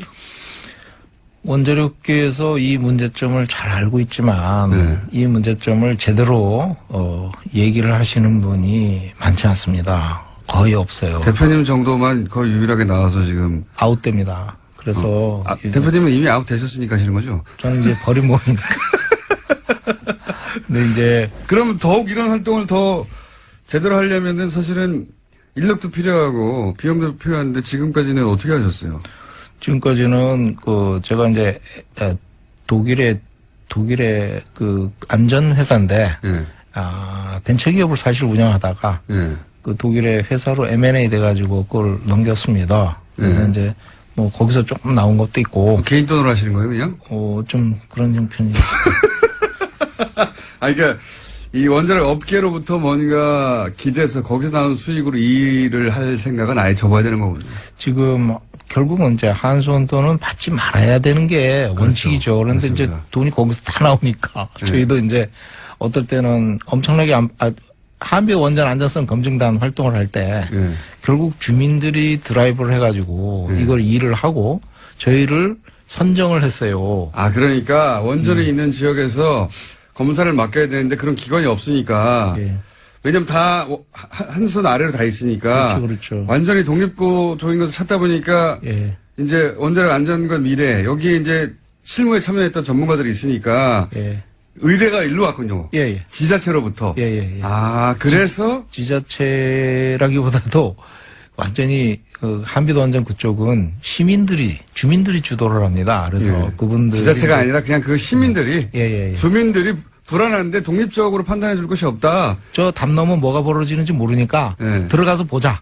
아하. 근데 전문가가 없잖아요. 네. 그래서 다 한수원 밑에 있으니까. 예, 그래서 저한테 연락이 와가지고 한수원 밑에 없는 곳은 여기밖에 없으니까 원자력. 예. 아니 이렇게 중요한 곳이 어떻게 블로거도 없어요. 홈페이지도 없고. 그래서 들어가서 그 현장에 1호기부터 6호까지 오바올 때 해결료 재장전 기간이 있습니다. 한 1-2개월 되는데 그때 들어가서 싹 봤는데 네. 저희들이 요구한 개선 요구 사항이 700여 건이 넘고요. 그거를 한수원이 다 수용하겠다 이렇게 됐고 아하. 지금 개선을 하고 있는데 어떻게 하고 있는지 모르겠습니다. 끝났으니까. 그러니까 원전이 있는 곳의 주민들이 내가 정말 안전한 원전 환경에서 살고 있는 건가, 안전성이 보장되는 건가 확인할 방법이 독립적인 기관으로부터 확인할 방법이 전문가들로 구성된 없어서 원자력 안전과 미래 같은 곳에서 의뢰한 케이스가 한 번 있었군요. 예. 이걸 근데 다른 지역의 주민들도 계속 의뢰해서 이런 일을 해야 되겠네요. 지역마다 참 다양하더라고요. 민심들이. 근데 이쪽은 이제 그렇게 해서 저희들 들어가서 봤는데 결국은 이제 돈은 또 한수원에서 나오잖아요. 결국은. 예, 결국은 물론 이제 저희들을 지정한 건 주민이지만 주민이 지정하고 지급할 것은 한수원이고. 예, 그래서 한수원 주기 싫었겠네요. 되게 힘들었습니다. 6개월 뒤에 돈 받았습니다. 6개월 뒤에. 그 최초 아닙니까? 지금 한수원 정책과 정반대 혹은 뭐 한수원에 태클을 거는 기관이 한수원으로부터 돈을 받은 건 최초 아니에요, 혹시? 완전히 독립적인 입장에서 보자 그랬죠. 네. 그 독립적인 반대라기보다는요. 완전히 독립적인 입장에서 보자. 예. 저희 안원구 청장님이라고 계십니다. 예. 뭔가 그분과 비슷한 신세 같기도 하고요. 자, 그런 분들이 저희 방송에 잘 나오세요. 예. 자, 오늘 여기까지 해야 되겠는데, 일단 블로그라도 만드셔야 저희가 소개라도 하죠. 예, 명심하겠습니다. 지난주에도 말씀드렸는데 아이템 블로그도 안 만드셨어요. 자, 오늘 여기까지 하겠고요. 저희는 반론 기회가 항상 열려 있습니다. 네, 한수원 인터뷰도 받으니까. 예. 반론 기회가 열려 있다는 이야기는 대표님한테 하는 얘기가 아닙니다. 저 청취자한테 하는 얘기고요. 이 방송을 듣고 열받을 분들 있잖아요. 예. 그분들에게 드릴 말씀이고요. 오늘 여기까지 하고요. 벌써 끝났습니다. 20분이. 예. 별말 안 하신 것 같은데 벌써 끝났고요. 원자력 안전과 미래, 사람들이 찾아보고 싶어도 아무것도 없어, 인터넷에. 그러니까 제발 블로그라도 하나 만들어주시고, 다음 시간에 이 문제에 대해서 한 번 더 들어가 보고 싶습니다. 이 이야기를 할 수 있는 사람과 하고 있는 곳이 없어요. 예. 실제 원전 설계를 직접 참여한 사람들이 얼마나 있겠습니까? 그분들 중에 한수원의 영향력으로부터 벗어난 사람도 얼마나 있겠습니까? 없어서 저희가 계속 모시는 겁니다. 자, 오늘 여기까지 하고 다음에 꼭 블로그 만들어주세요. 예. 지금까지 원자력 안전과 미래 이정윤 대표였습니다. 감사합니다. 감사합니다. 해외 순방이 많죠. 네, 동행한 기자나 본인 입으로 방문 성과가 전해지는데요. 뉴스공장에서는 앞으로 이 해외발 순방 뉴스 팩트 체크를 해보려고 합니다. 네. 오늘은 첫 번째 순서로 지난 트럼프 대통령 방한 직전에 독일과 이스라엘을 방문해서 아이언돔의 배치 필요성과 수도권 3중 방어 필요하다는 주장을 했던 안철수 대표. 이 안철수 대표의 독일 방문 때 아이언돔의 필요성, 수도권 3중 방어에 대한 논의를 했던 상대방이 있습니다. 독일 안보 전문가 헤센 평화 갈등 연구소의 한스 요하임 슈미트 박사 직접 연결해 보겠습니다. 안녕하세요. 안녕하세요. 먼저 이 헤센 평화 갈등 연구소는 어떤 것이고 본인은 어떤 연구를 하고 있는지 설명 좀 부탁드립니다. 네, 설명을 해드리자면 저희 연구소는 독일 및 또 유럽에서 가장 큰 평화 갈등 연구소로서 지금 현재 80여 명의 직원들을 운영을 하고 있습니다. 그리고 한 50명에서 60명 정도의 과학자가 같이 저희와 함께 프로젝트를 하고 있고 6개 연구 부서가 있습니다. 저는 그 중에서도 굉장히 큰 국제 안보 부서에서 종사하고 있고요. 저는 전문가로서 이제 전체 국제적인 그런 무력과 관련해서 그리고 EU 내에서의 군 통제와 관련해서 연구를 하고 있고 또 한반도의 이런 비핵화와 또 핵 관련해서 연구를 하고 있습니다. 그렇군요. 제가 듣기로도 이제 한반도 문제하고 핵 안보 분야 전문 수석 연구원으로 제가 알고 있었는데 그런 연구를 하시는 분이고 그런데 이제 한국에서 국민의당 안철수 대표가 지난 11월 4일 독일을 방문해서 프랑크푸르트 한 식당에서 만나 오찬을 한 것으로 보도가 됐습니다. 당시 만남이 어떻게 이루어진 거죠? 네, 그때 당시 안철수 대표의 요청이 있었기 때문에 만나게 된 것입니다. 그래서 프랑크푸르트에서 한국 정부와 또 프랑크푸르트 내에 있는 이 영사관 쪽을 통해서 저희가 만나게 되었고요. 그때 당시에 안 대표는 안보와 관련해서 이제 질문들이 있고 또 같이 논의를 해보고자 하면서 만났었습니다. 그래서 이스라엘에 있는 아이언돔을 방문을 할 예정이었기 때문에 또 미사일 방어 체계에 대해서도 굉장히 궁금해했습니다.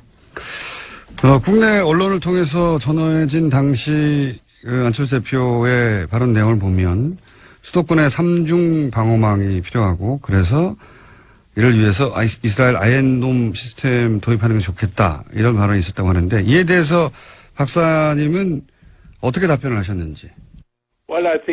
네, 아이언돔 같은 경우에는 제가 봤을 때는 서울이나 또는 인근 지역의 인구들을 보호할 수는 없을 거라고 생각을 합니다. 제 생각에는 이게 그저 뭔가 효과가 있다면 플라시보 효과 정도만 주지 않을까 생각을 하고요. 정치인들도 그걸 잘 알고 있다고 생각을 합니다.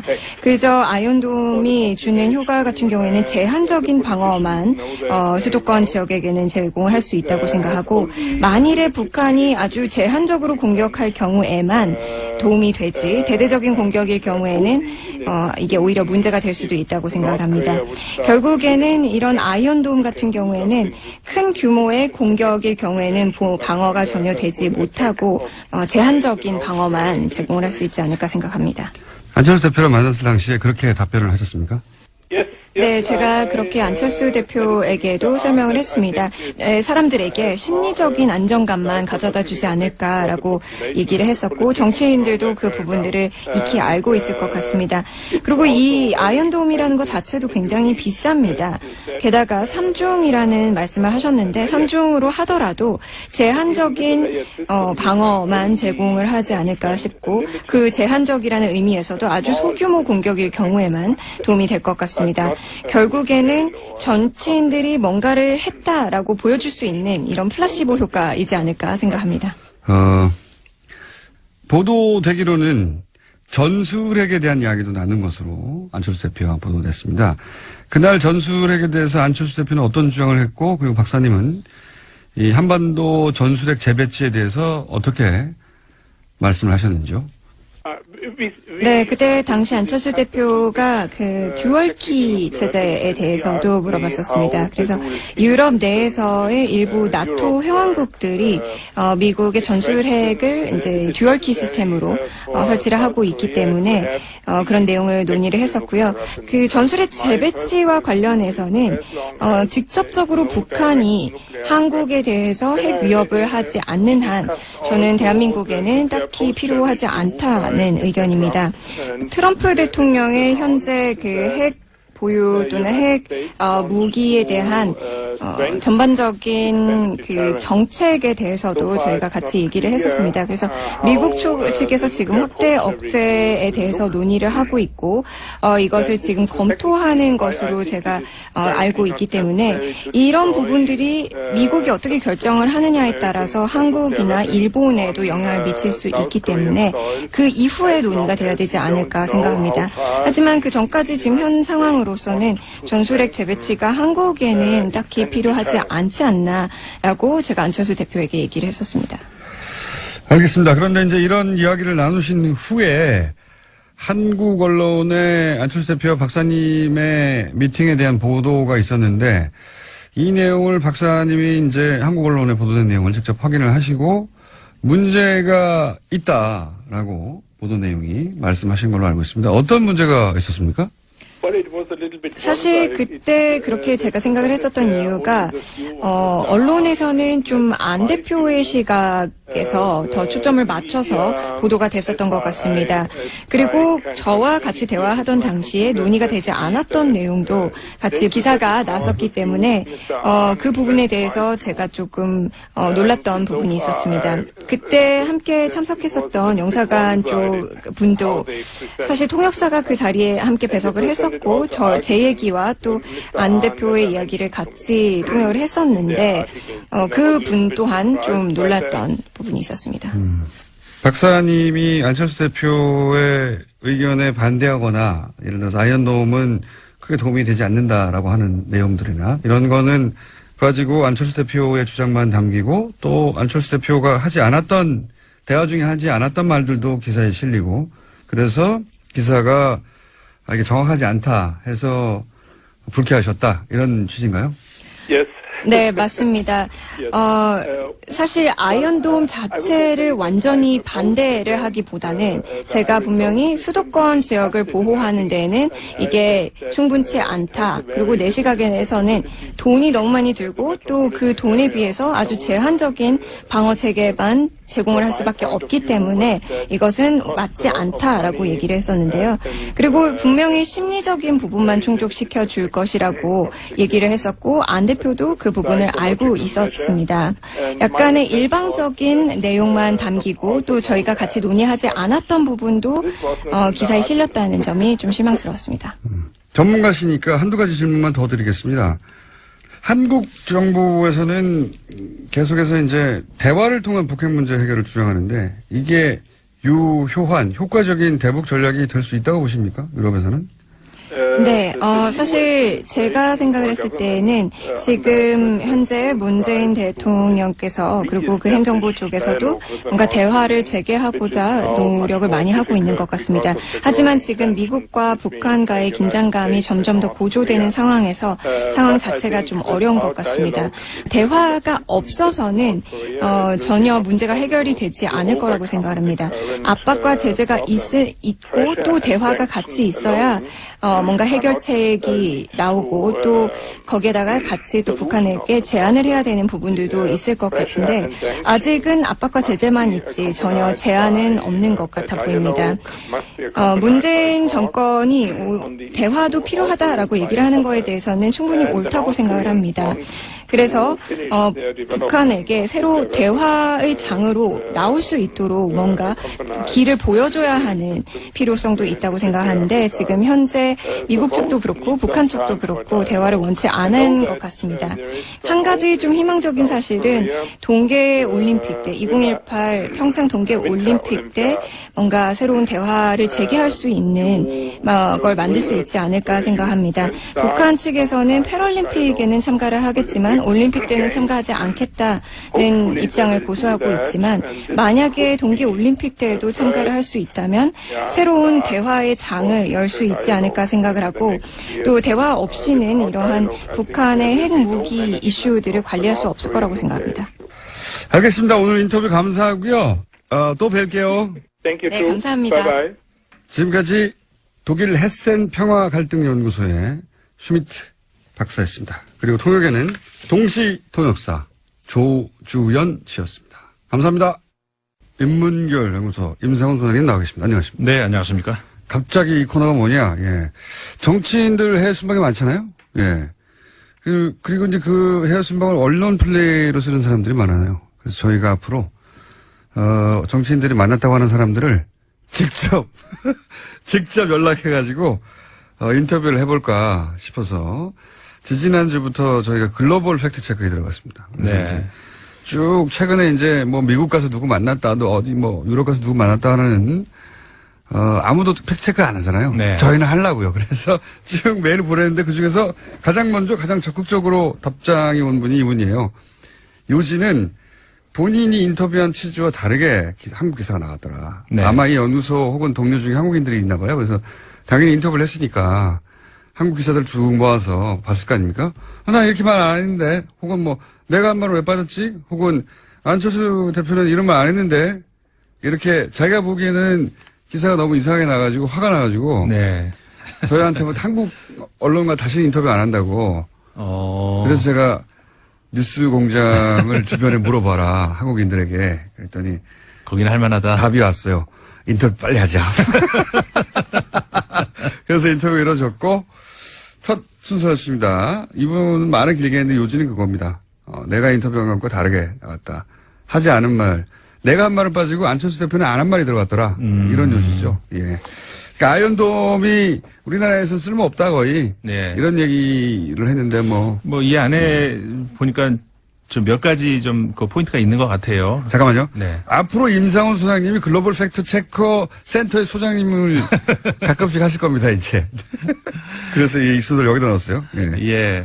예, 말씀을 드리자면은 그러니까 두 가지 정도 일단 뽑을 수 있을 것 같은데 일단 첫 번째는 그 미디어 관련 그러니까 우리나라의 언론에서 외국에서 보도되는 그러니까 외신 보도와 관련해서의 그 자세 그다음에 어떤 그 좀 팩트 체크 말씀하셨습니다마는 사실 따지고 보면은 그 외신 혹은 그 외국 전문가들과의 인터뷰 정치인들의 인터뷰 관련해서 팩트 체크의 원조가 사실은 공장장이셨죠. 맞아요. 아마 그 아주 젊으신 분들은 기억을 못 하실지도 모르는데 과거에 김대중 대통령이 당선이 됐을 때 그 직후에 미국의 언론에서 이러이러한 보도가 나왔다라고 우리나라 이제 모 언론에서 모 언론의 조선일보에서 보도를 한 것을 그 당시만 해도 사실 외신을 접하기가 우리가 어려웠었죠. 맞습니다. 인터넷이 이제 초창기였으니까. 예. 그래서 외신 보도가 나오면 그런가 보다. 당연히 이런가 보다 했는데. 믿었던 당시였는데 예. 딴지일보에서 예. 정말 그러고 들어가 봤더니 전혀 사실과 다른 예. 그런 내용으로 이제 한국에서 보도가 돼서 그거를 크게 한번 비판을 했던 그 기사를 그러니까 조선일보가 외신에 나온 걸 왜곡을 했죠. 그렇죠. 왜곡을 한 거를 새로운 영문법 어떤 말도 안 되는 영문법이라고 예. 제가 그게 원조라고 할 수가 예, 있는데 20몇 년 만에 이제 다시 해보는 겁니다. 예, 완전히. 이제는 그 외신의 보도를 이렇게 왜곡할 수 있는 그런 시대는 아니죠. 저도 그 다른 방송에서는 그 외신에 보도된 한국 소식들을 이렇게 전하고 있습니다만은 제가 이야기를 해도 누군가가 아무나 그 바로 그 체크 들어갈 수 있어요. 그렇죠. 저한테도 그 많은 전문가들이 문자가 옵니다. 그거 어느 기사냐. 그럼 제가 저 사이트를 알려드려요. 그럼 들어가서 확인할 수 있거든요. 그렇죠. 그렇기 때문에 근데 이제 특히 정치인들의 이런 인터뷰나 주장들은 팩트체크를 안 해요. 이게 어려운 이유가 그러니까 지금 같은 경우도 안철수 대표 같은 경우에 이제 그 전문가하고 이번에도 그 슈미트 박사 독일 연구소의 이제 박사님 예. 하고 이제 인터뷰를 했다 이거예요. 예. 그렇게 되면은 이제 그 일단 공개된 어떤 그 인터뷰도 있을 거고 그다음에 이번의 경우도 비공개 장소로 들어가서 이제 두 분이 이제 토론하는 이런 거를 통역사하고 들어가 있을 텐데 그러면 우리나라 언론에서는 들어갈 수가 없는 거 아니에요? 그러니까 결국은 그 해당 그 당에서 주는 보도 자료. 이번에는 그런 케이스라기보다는 같은 자리에서 했던 이야기인데 다르게 나갔다는 거예요. 요지는 요지는 그거고. 예, 요지는 그 기자도 따라갔는데 기자도 따라갔어요? 예, 기자도 따라갔는데 충분히 전달되지 않았거나 취지와 다르게 갔거나 하지 않은 말 본인이 한 말은 빠지고 상대방이 안 한 말은 들어가고 그러니까 보도 자료만 예. 나온 게 아니라 실제 기자도 갔는데도 갔었다. 그렇잖아요. 예. 그건 더 심각한 문제. 더 심각한 문제죠. 예. 그래서 이제 설마 이 한스 요햄 슈미트 독일 헤센 평화 갈등 연구소의 박사를 인터뷰하라. 저희는 합니다. 그러니까 이건 굉장히 좋은 취지신 것 같고 네. 앞으로 이 체크는 이제 뭐 계속 해주셔야 될 것 같아요. 정치인들이 외국에서 누군가와 인터뷰를 했다. 그 네. 내용이 보도가 될 때 과연 그렇게 됐는가? 이거는 체크가 돼야 될 것 같다는 생각이 듭니다. 국내 최초의 글로벌 팩터 체크 연구소가 또 하나 열리고 인문결도 제대로 잘 안 되고 있는데 거기 소장까지 맡으신. 왜 잘 돼요? 왜 그러세요? 그리고 이제 그래서 정치인들 해외 나가가지고 가끔씩 나갔다 와서 뭐라고 하잖아요. 네, 네. 전술핵이 어쨌다느니 뭐 이런 거 다 체크할 겁니다. 정치인들이 외국에 나갔다 들어오실 때 가끔 이렇게 일종의 뭐랄까 이렇게 뭐 주사를 한 대씩 맞고 들어오시는 언론 그런 것 플레이 하죠. 같아요. 와가지고 뭐 그래가지고. 큰일 하고 온 것처럼. 네. 앞으로 다 인터뷰 다 하겠다 다. 그리고 이 두 번째 문제가 이제 두 번째 문제는 할 수가 없습니다. 시간이 끝나서. 벌써요? 임상훈 소장님이었습니다. 감사합니다. 네, 감사합니다. 안녕.